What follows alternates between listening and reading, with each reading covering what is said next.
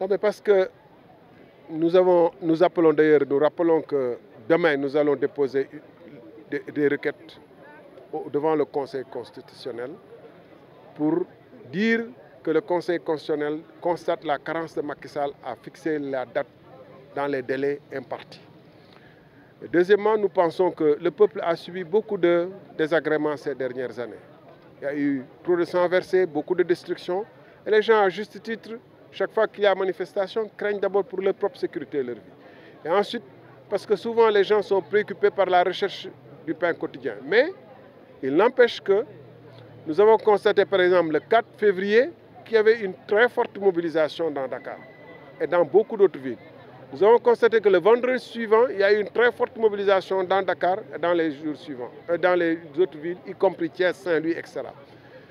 Ce qu'il advient, c'est que l'opposition ainsi que la société civile, qui partent souvent dans des manifestations dispersées, doivent regrouper les forces et appeler à des manifestations unitaires et uniques. Parce que disperser les manifestations et les perler chaque jour constitue une source de division et d'inefficacité. Président, vous étiez face à la presse ce soir. Beaucoup de points ont été soulevés, notamment le report, entre autres informations. Est-ce que vous pouvez revenir sur les points saillants?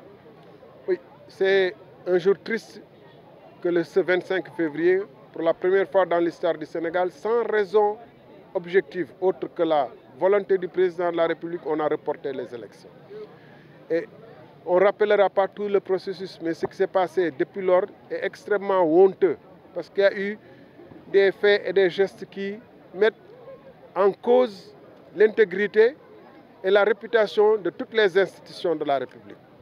La justice à travers le Conseil constitutionnel, l'exécutif à travers le Premier ministre et son gouvernement, le législatif qui s'est mis à perpétrer un coup d'État contre la République en complicité avec le président de la République. Donc la République va mal et tous les arguments qui ont été utilisés jusqu'ici contribuent à faire en sorte que le Sénégal soit ridiculisé sur la face du monde. Alors que nous, on n'est pas un pays riche, on n'est pas un pays prospère.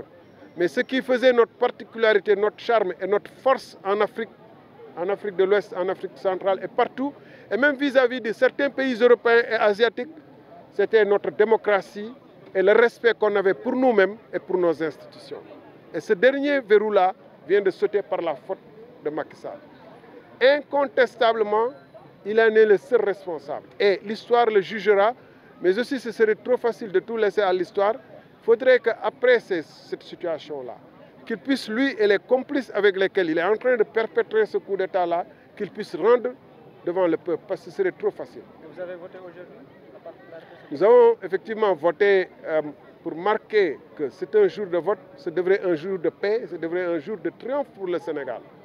Mais malheureusement, c'est un jour de deuil pour la démocratie. Merci. Président. Allez, bon.